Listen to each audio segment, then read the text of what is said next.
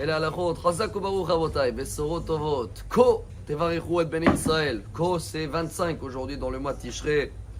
Grande journée aujourd'hui dans le monde de Chassidut.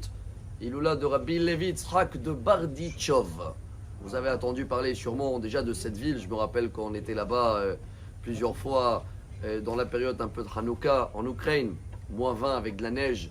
Et ce rabbin est connu en hébreu, Sanegoran Shen Israël, l'avocat d'Israël. Pour son mérite, on va essayer de comprendre un message aujourd'hui qui est très fort, qui tombe bien avec Bereshit. Toujours, Saïloula, elle est collée avec la parasha de Bereshit. Savoir se renouveler. Il dit, Rabbi Levi Yitzhak, il a écrit plusieurs livres avec Dushat Levi, que chaque fois où Dieu il veut donner un cadeau à quelqu'un, un Keli Gadol, un grand ustensile, parce qu'il mérite beaucoup plus d'abondance dans la santé, dans la parnassa, dans le shalom bayit, obligé de casser le petit Keli. On ne peut pas juste raccourcir, agrandir les parois. Il faut casser le petit et agrandir le grand et refaire à nouveau un grand. C'est ça Bereshit. Chaque fois qu'on a une épreuve, selon Rabbi Levi Yitzhak de Bardichov, c'est le début d'un nouveau Keli qu'on est en train de créer. Donc c'est une bonne nouvelle pour nous. Mais il faut apprendre de lui exemple comment voir les choses. Chacun de nous connaît beaucoup des histoires. La classique que je raconte toujours à mes enfants, c'est quand il a vu quelqu'un fumer une cigarette Shabbat. Vous connaissez celle-là, on l'a raconté plusieurs fois. Et il a attrapé, il a dit, tu sais que c'est Shabbat? Oui. Tu sais que c'est péché de fumer? Bien sûr. Tu sais que c'est pas bien ce que... Oui. Il dit, Dieu, regarde ton peuple, quelle merveille. Tu peux dire ce que tu veux, mais c'est pas des menteurs. Alors pour ce mérite-là, qui disent toujours la vérité, donne-leur une délivrance. Mais il est parti très loin, Rabbi Levi Yitzhak de Bardichov. La faute du veau d'or, selon lui, c'était un commenté du peuple d'Israël, tellement ils aimaient le bon Dieu. Et ils voyaient qu'en haut, il y a les accusateurs qui embêtaient la menoucha de Dieu, comme ça il appelle. C'est quoi la menoucha? À la place que Dieu il est tranquille, il y a les accusateurs des petits péchés qui viennent l'embêter toute la journée. Regarde ce qu'il a fait, regarde ce qu'il a fait.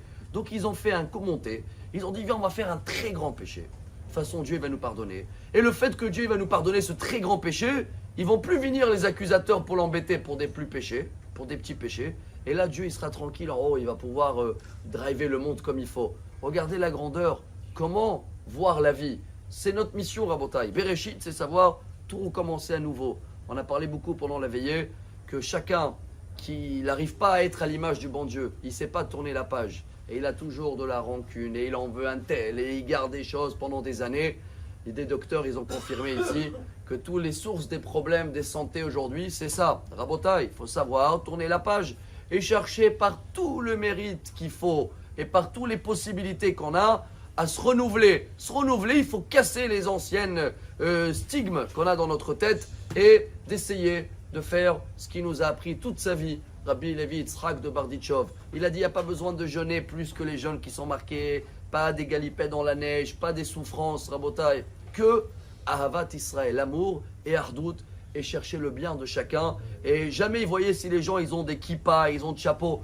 Des fois, on l'a dit, il parlait avec des gens pendant Shabbat, etc. Il a dit, tu vois pas qu'il n'a pas de kippa? Il a dit, non, moi, je vois jusqu'au cœur. Moi, je m'arrête là. Plus au-delà, ça ne m'intéresse pas. Venez, on prend exemple de lui, cette journée, Saïloula, et Bezrat Hashem qui va nous faire l'avocat. Oh, il est décédé 1809, il y a 200 et quelques années. Et qui va demander à Dieu que, voilà, nous aussi, on mérite d'avoir Mashiach. Et Bezrat Hashem avoir une année royale. Bonne journée. Amar Rabbi Elazar, Amar Rabbi Hanina.